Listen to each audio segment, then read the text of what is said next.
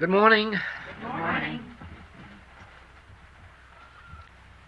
You remember several things were said that had to do with our inability to know the truth, our incapacity to know the truth, or perhaps to the effect that nothing that we know is the truth, and therefore that we are not to depend on any truth we know or on any statement of truth we know, that rather in any and every experience that we are to open our consciousness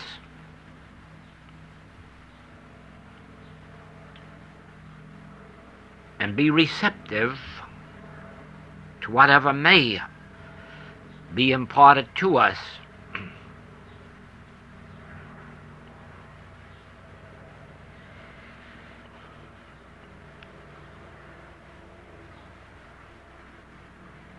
This goes back, of course, to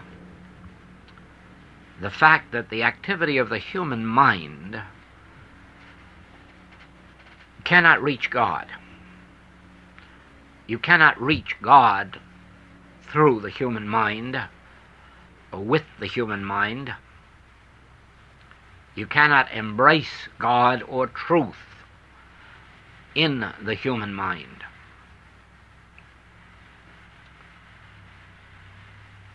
And yet,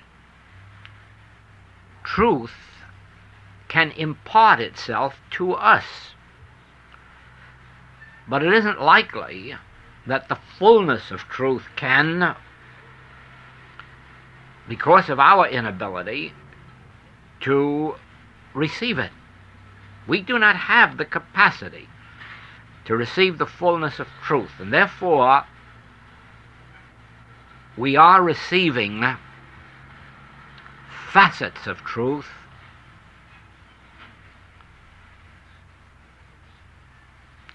realizations of truth,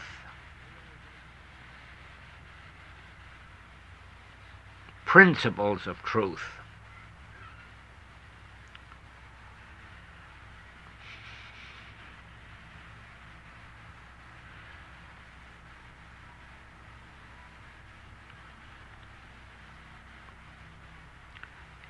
This ties in with the subject of not living on yesterday's manna, not depending on anything you knew yesterday.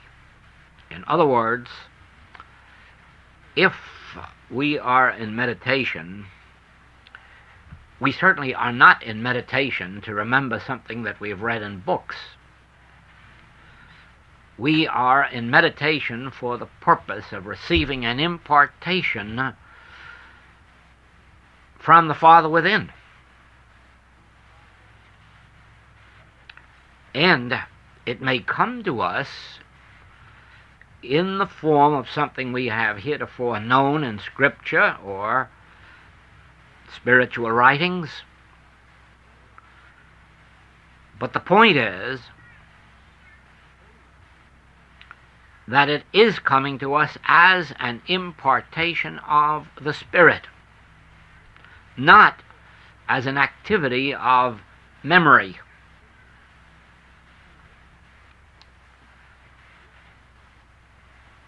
The activity of the human mind is not power in the sense of spiritual power, and all of the knowledge that can be embraced in the human mind, even all the knowledge of truth, is not spiritual power. The knowledge of truth acts to remove from us our ignorance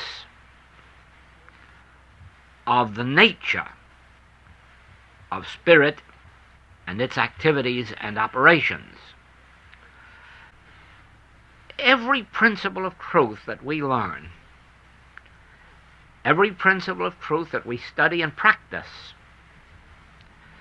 develops our consciousness to the place where we can resist not evil, where we can put up the sword,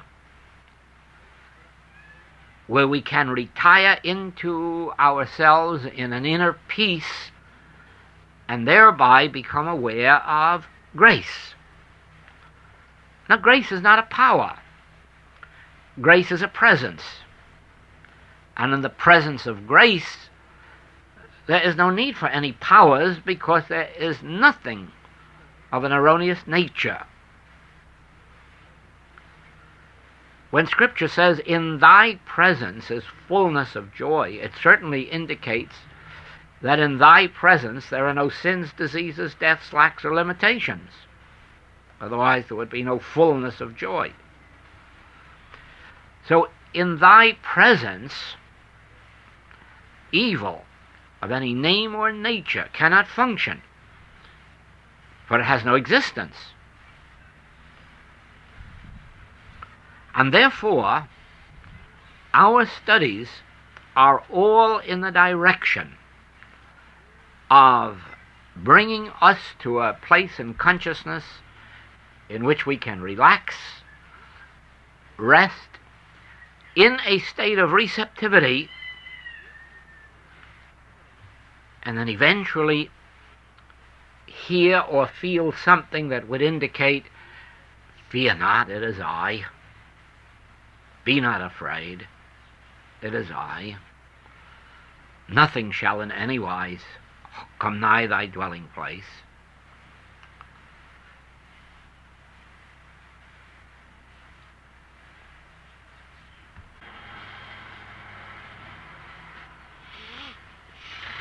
As you sit here listening,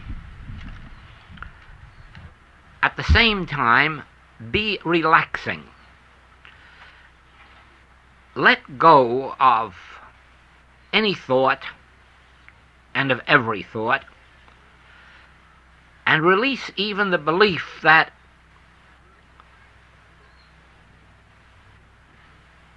there is anything that you can do about anything. Relax in the sense of, "Oh, speak, Lord, thy servant heareth."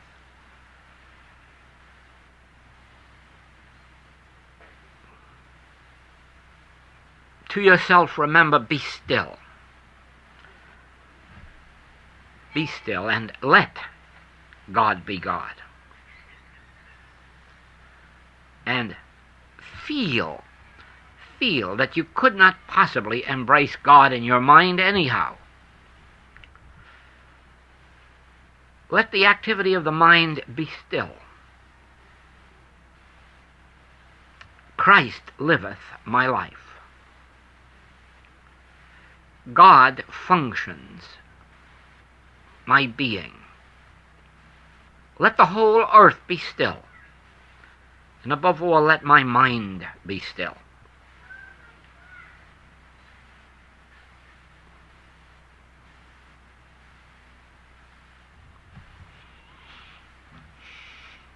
Then you will see that whatever activity you are engaged in, business, art, music, healing, inventing, composing,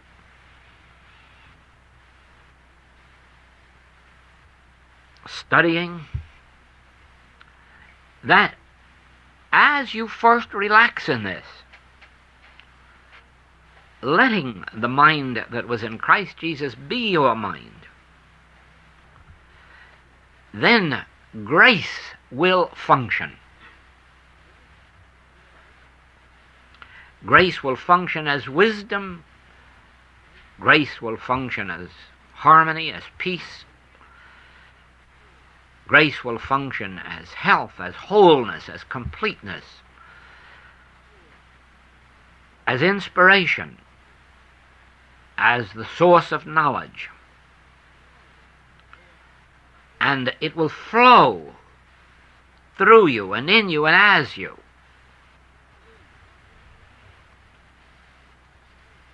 We in the Infinite Way work are now approaching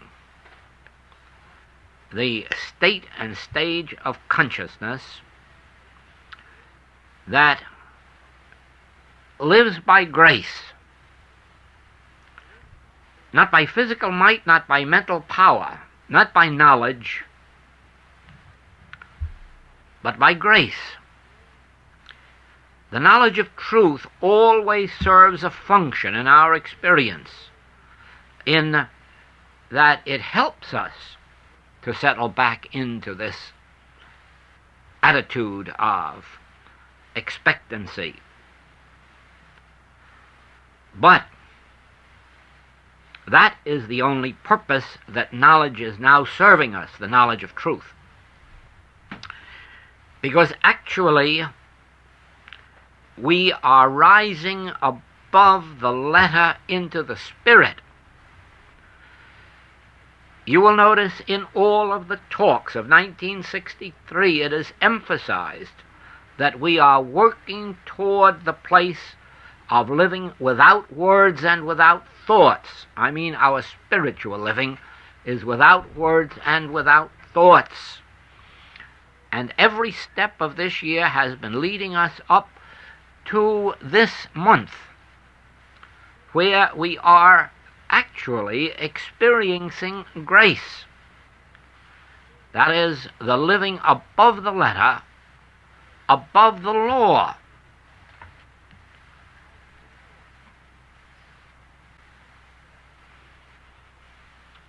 Just as there are physical laws that operate on the physical plane, mental laws that operate on the mental plane,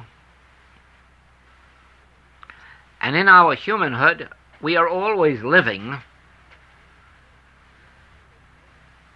by these laws. Although in our spiritual life, we are now living less by the physical laws and more by the mental laws, and then eventually less by the mental laws and more by the absence of law, by grace, because grace transcends all law.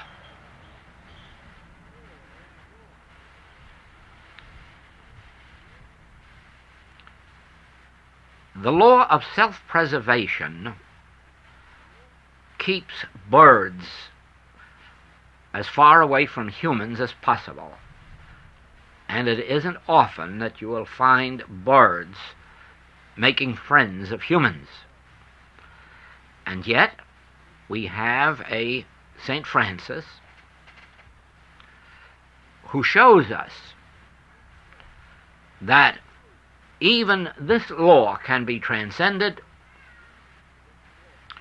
and we can live in such an atmosphere of grace that the birds will come to us and rest on our shoulders, on our head, on our hands.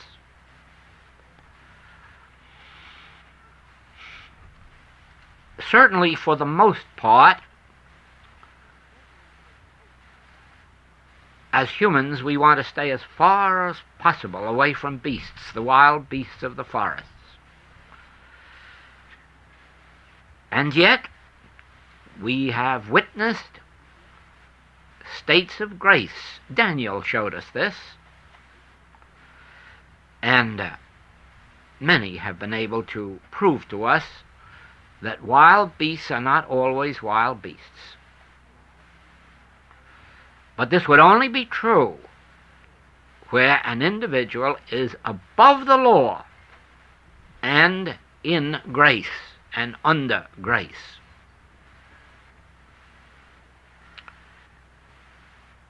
And grace is the absence of power. Any power.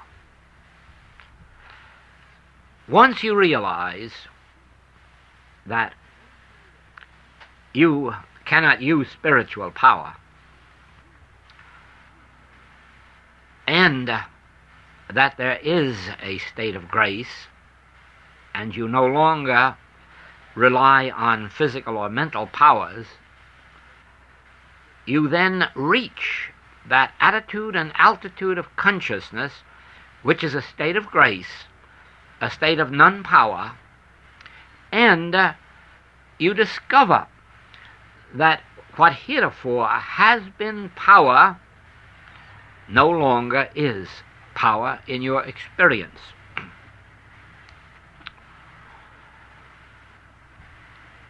That it will probably be a long time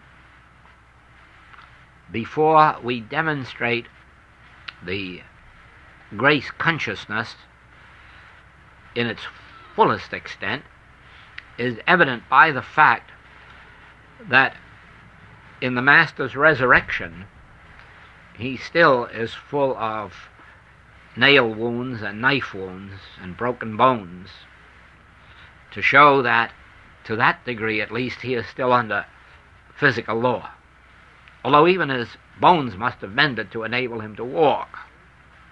But even if they didn't, he could walk without them being mended by grace. The point is not as to whether or not you can at this moment walk on water. The point is not whether or not you can on purpose swallow a bottle of poison and survive it. That is not the point. The point is that from the moment that you begin to function under grace, law has less and less power over you. And then you will discover that you may be called to those who have swallowed poison and you can bring them through it, or those have been seriously injured and you can bring them above the whatever the law may be. You must remember this, that to some extent, almost from the beginning of your experience in the infinite way, you have been under grace, for the simple reason that every healing that you have witnessed has been a proof of grace. The law involved has been overcome. If you have had a germ illness, a cold, grip, flu, pneumonia, or any of these things that are caused by germs, and you have had a spiritual healing,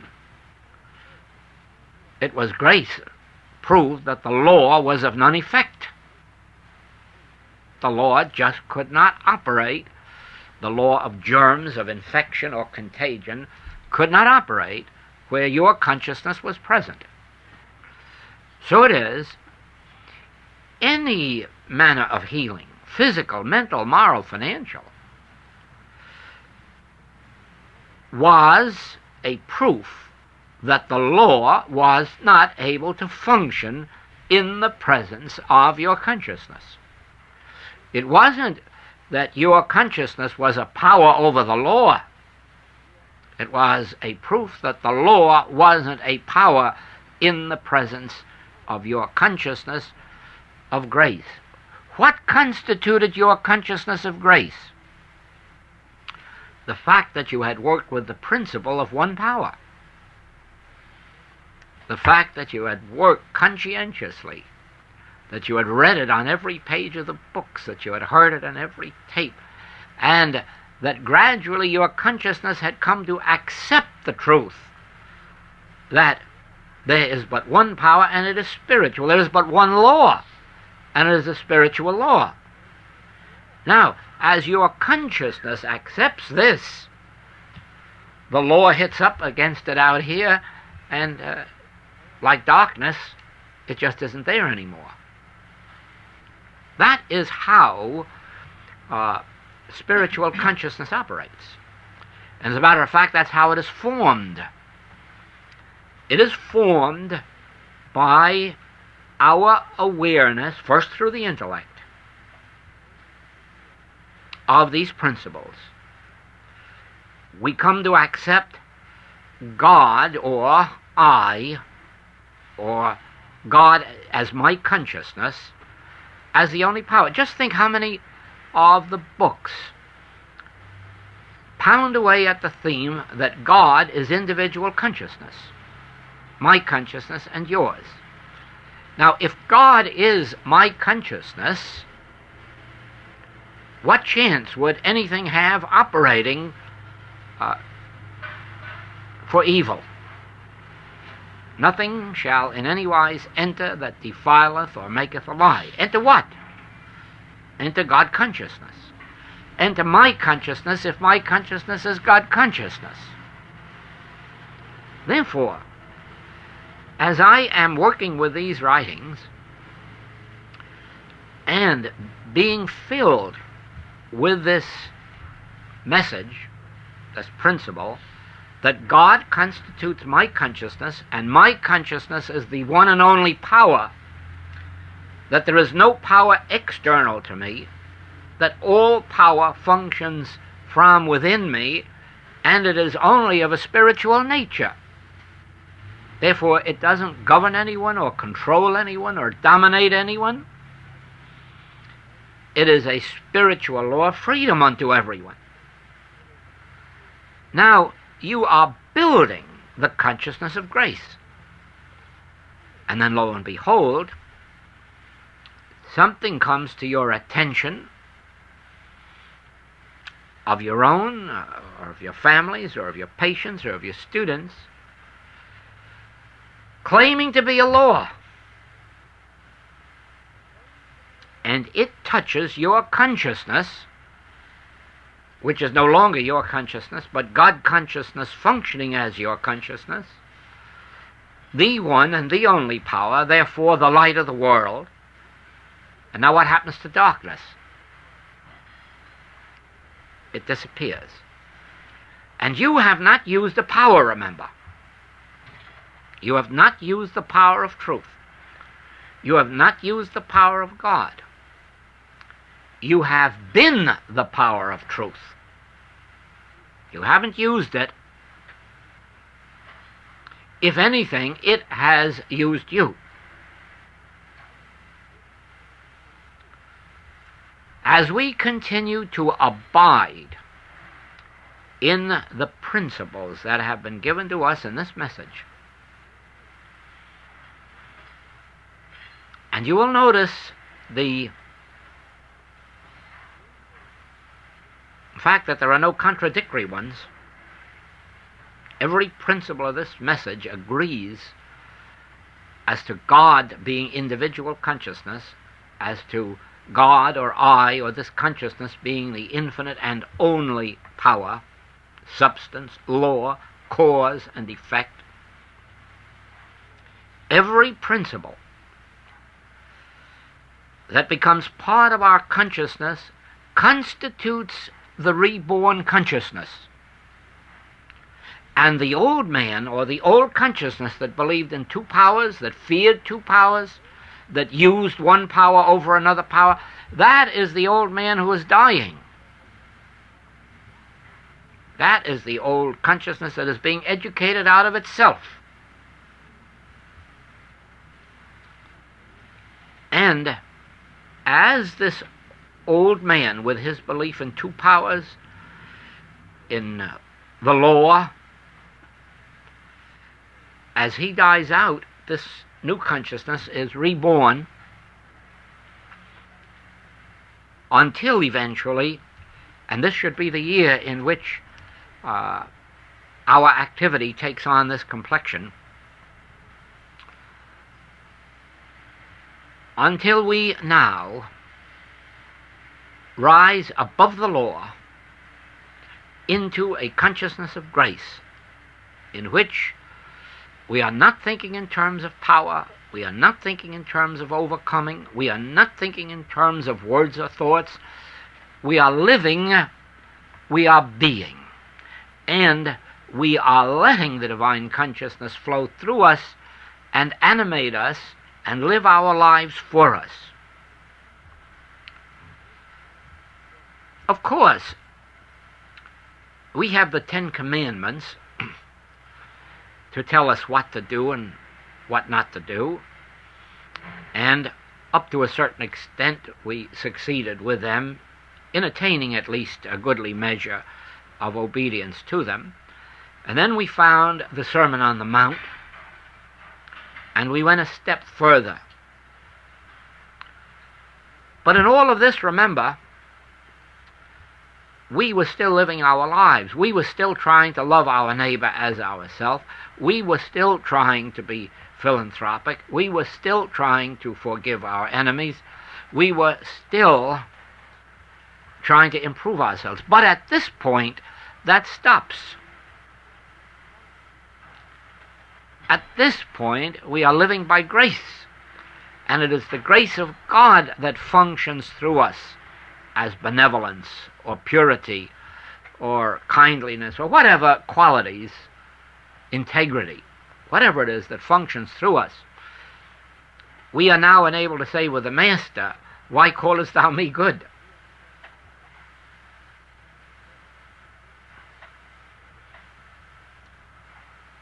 Why callest thou me spiritual?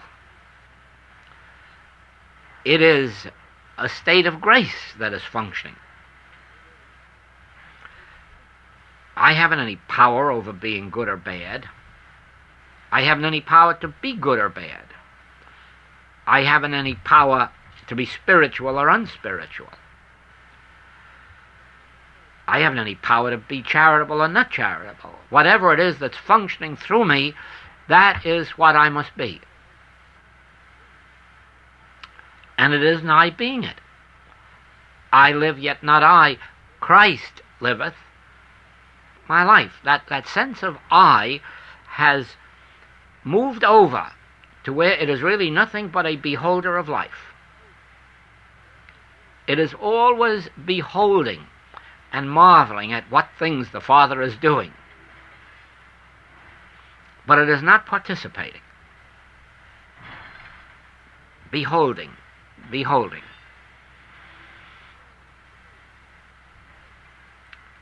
It beholds sometimes with sadness.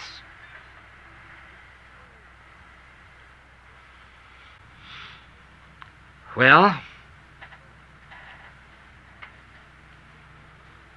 so we witness sadly Jerusalem. Oh, Jerusalem, I would take you under my wing, but ye would not. And so the beholder sees this world and says, oh, it would be so easy to have world peace. It would be so easy with all of God's wealth that's in this world to have abundance for everybody. But ye would not. And so you stand by praying that consciousness be opened to receive grace, to rise above this law of power. And now remember, it is only that word power that is a stumbling block. Because we are always seeking a power, and when we are seeking a power to overcome something or destroy something. And thereby we are not living in the awareness of God. Because in the realization of the presence of God, there is no power necessary to overcome, to destroy, to do anything. Some people act as if we need God power to increase the supply of this world. The supply of this world, and I'm speaking human supply, is already infinite. There is already more of what is necessary for food and clothing and housing than the entire world could consume, and it is being renewed faster than it is being used.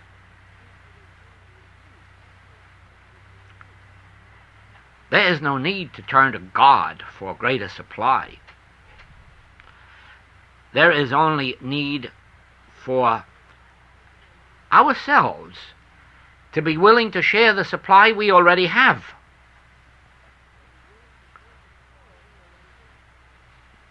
And so it is. The world prays to God for peace. God has no peace to give. God is not withholding any peace. Peace must be established in the consciousness of an individual, or the individuals of the world. God's peace is already established on earth. If you and I are not at peace with each other, God can do nothing about it. It lies within you and me to decide what it is that will establish peace.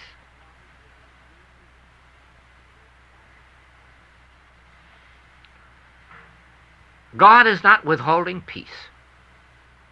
Peace is established, and it is a state of grace.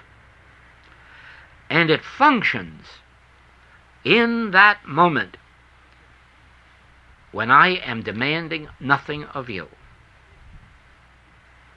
In that moment when I am realizing that God's grace is my sufficiency in all things, and there is a sufficiency of God's grace omnipresent to meet the need of this moment, in that moment I free you. In the moment that you can feel that I have freed you, you are at peace with me. Because, as you will discover, the only reason for a lack of peace is the fear that we have of each other. The fear of what the other may want of us, individually or collectively, nationally or internationally.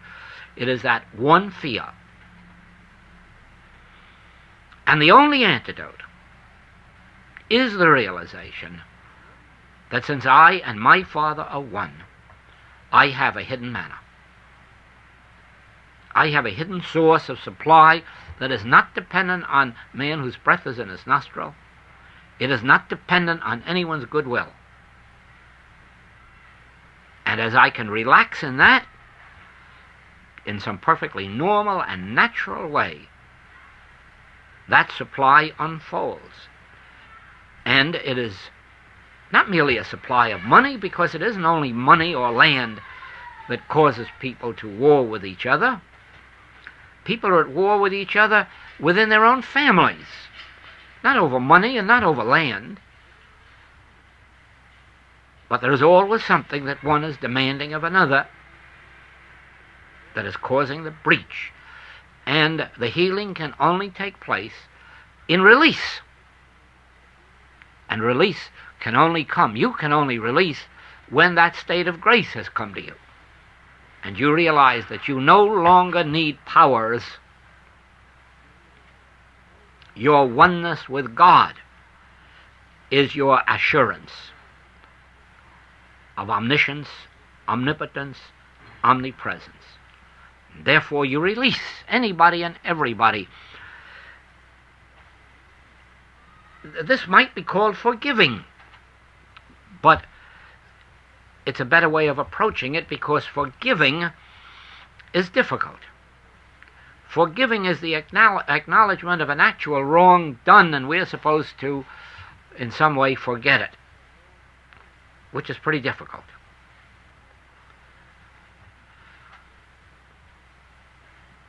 But it is far easier to see that the reason that this was done to me was because I was expecting something else, and I had no right to be expecting anything. So in the beginning, it was my fault. I brought it on myself. I expected something of you. Therefore, you did to me what I'm having a hard time forgiving.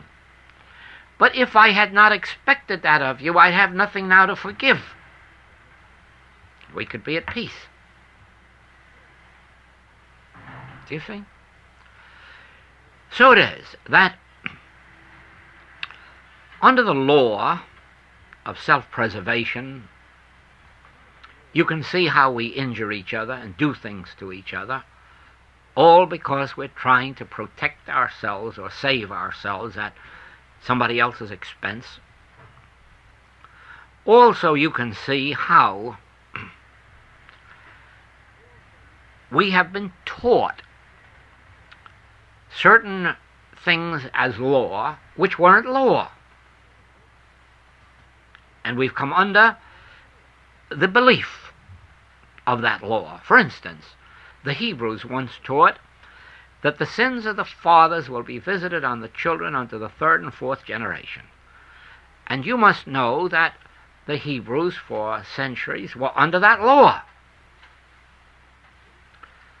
Well, only 2 centuries, fortunately, because 2 centuries later, a prophet revealed, you are no longer under this law.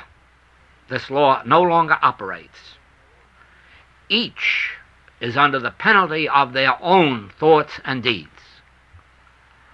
And no longer can the thoughts and deeds of another operate against you. Now all of a sudden you're released from the sins of your parents and of your grandparents. And now you are turned within.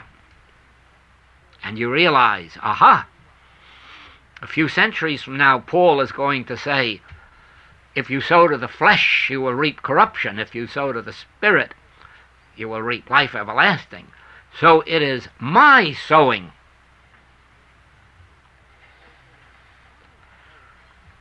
And so we better get ready for Paul and prepare ourselves now so that by the time Paul says this to us, we can say, Brother Paul, it's all right.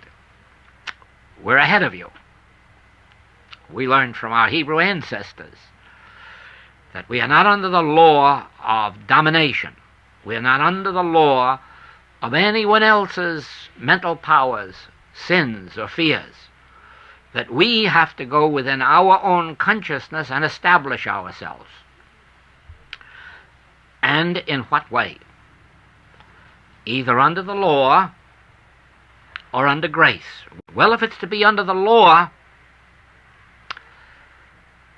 if we just wait a few centuries, we're going to be told that sitting in a draft or getting our feet wet will give us a cold, and the cold might give us pneumonia, and the pneumonia might cause our death.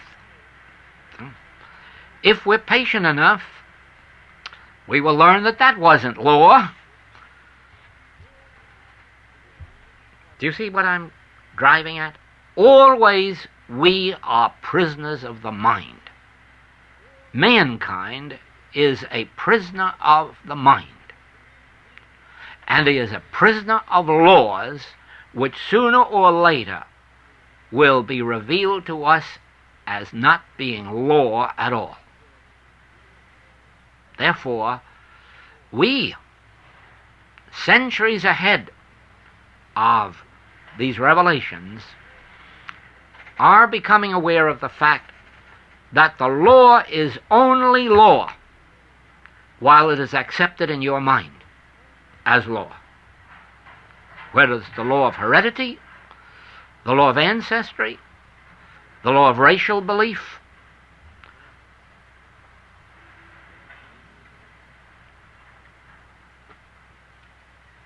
or even now, the law of karma.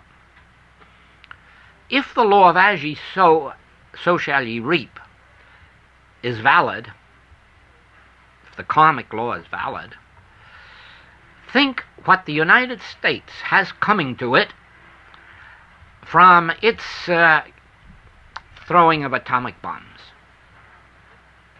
Now try to think what law it has brought itself under. And if you are a good American who approves of this, you are under that law. But of course, I am showing you now that you are not under that law because it isn't a law. That is only a law to those who accept it as a law. And who accept patriotism as a law, my country right or wrong. Do you see that? But actually, this karmic law cannot operate except to those who are prisoners of the mind and accept that law. For this reason, if you are abiding in grace, there is no law. You've proven for 90 years of metaphysics that sitting in a draft and getting wet feet wasn't a law. You've proved with 90 years of metaphysics that the germs that cause colds and grip and flu is not a law. You have proved by the healing of tuberculosis, cancer, consumption, and many, many other things that what is accepted as law is not law. Is not law to those under grace. Because remember, it was only the practitioners or teachers who could prove that. Therefore, the law is the law to those who are still prisoners of the mind and live by the law. But the law is not the law to those under grace, to those who are abiding above the letter, above the law, without words, without thoughts,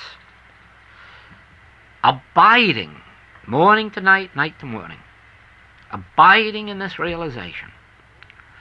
I and my Father are one. Now what can touch that oneness? If I and my Father are one, what can touch God? Is there a law of matter or of mind that can touch God?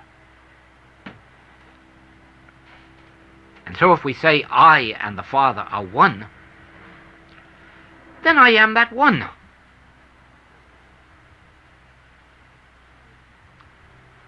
And that is the one that is not man, a spiritual being. And this, you see, removes you from every religious teaching of which you now have any knowledge. You are not man.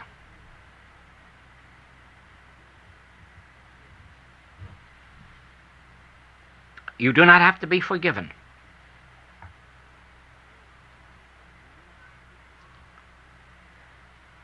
I and the Father are one, and that one is spirit. That one is life eternal. Individually, it is known as the Christ self, or spiritual self, which I am, not which I will be by reading books. The reading of the books will tell me that I am. And then I have to turn from the books in meditation and attain the realization that I am. Our studies of the knowledge of truth, the letter of truth, is to lead us back into the kingdom of God within ourselves, where we tabernacle with our inner selves and receive therefrom the assurance, be not afraid, it is I.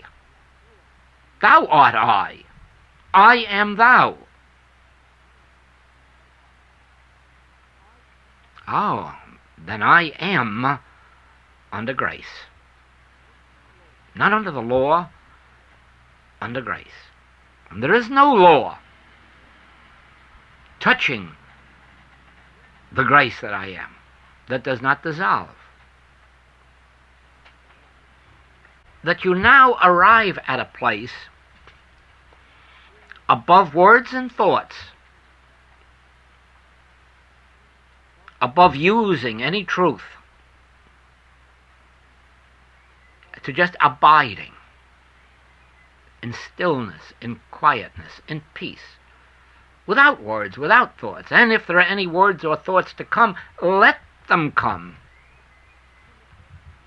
from the divine grace, from the Father within, from the source.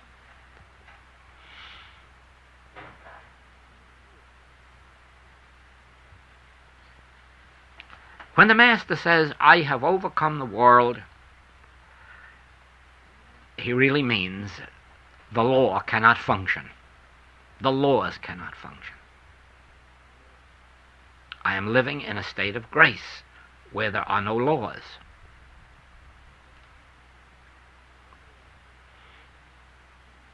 And I can see that the laws can operate only in the minds of those who are accepting laws, to whom you render yourselves servants. He you must obey. The law or grace? Will you serve God or mammon? Oh, it doesn't mean serving God and money as such. But are you letting the world of effect be the law unto you? Is money going to be your God? Is the law of health going to be your God? Is anything in the realm of effect going to be power? Or are you realizing there are no powers? There are no powers.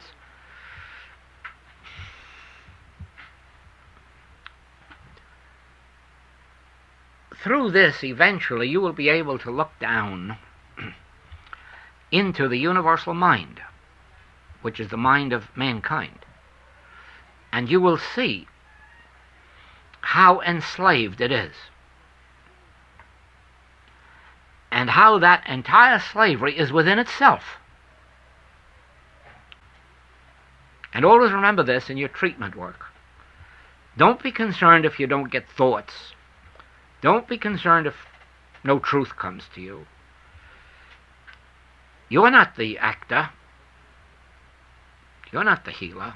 The concern is not yours. You are relaxing yourself into grace. Grace is going to do the work. You are merely going to be the instrument of grace.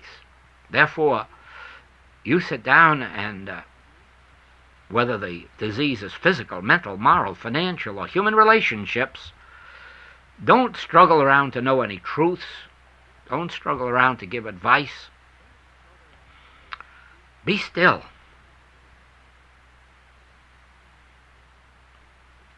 I within am God. So just be still and let I be God.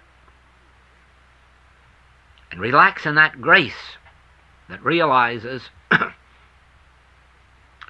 law is not power. The law of the mind is not power. The law of beliefs is not power. Grace reveals the non-power. Grace reveals the non-power.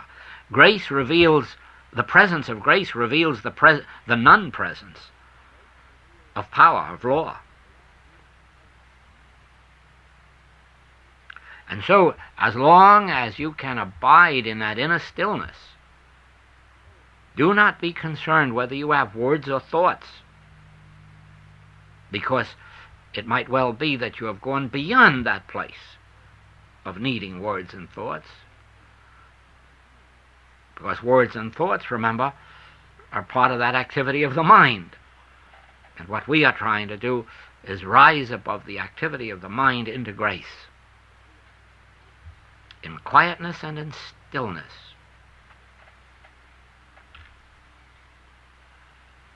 Is the presence of grace. In thy presence, the presence of stillness, quietness, peace, is fulfillment, divine harmony. You see, you are at the place now of not overcoming, not destroying, not removing. This year, all of us in the infinite way must pass out of the state of mind that's overcoming and rising above and destroying, and into this realization of grace that is the light which reveals no darkness. It doesn't remove it. It doesn't send it any place. It reveals non-presence. And so those who come to you with sin or disease or lack, don't try to do something to them or for them. Be that state of grace which reveals the non-presence. Where it went to or how or when, You have no idea, and don't try, because you'll be trying to use your mind again. And do not think for a minute that this will destroy your mind, because your mind will always have its function as the avenue of awareness. All that you are doing is stopping the false activity of making a power out of your mind, which it was never meant to be in the beginning. Take no thought for your life, what you shall eat or what you shall drink, in the moment that ye think not, the bridegroom cometh. Now, you are not to destroy your mind. You're not to give it up. You're not to surrender it. You are to allow it to settle into its normal function of an avenue of awareness. Through my mind, I know that you are here. Through my mind, I am speaking to you. Through my mind, all of this is functioning. See that? But I'm not using my mind to be a power to destroy your errors.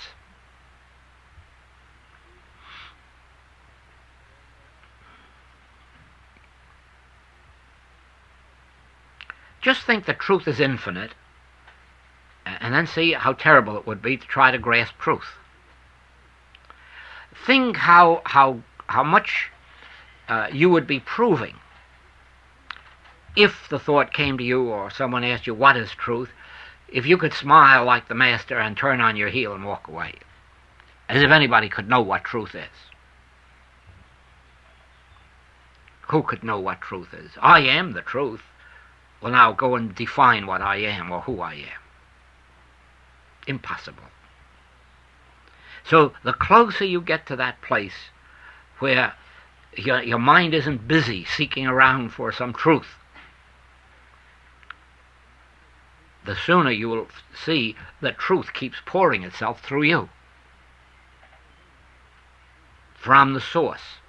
Not a made-up truth, not a formula truth. See? Not a truth that somebody wrote. It's truth, all right. Otherwise, the mystics wouldn't have received it. It's truth. But it is the truth that you know to help build you up to where you receive the truth. Thank you.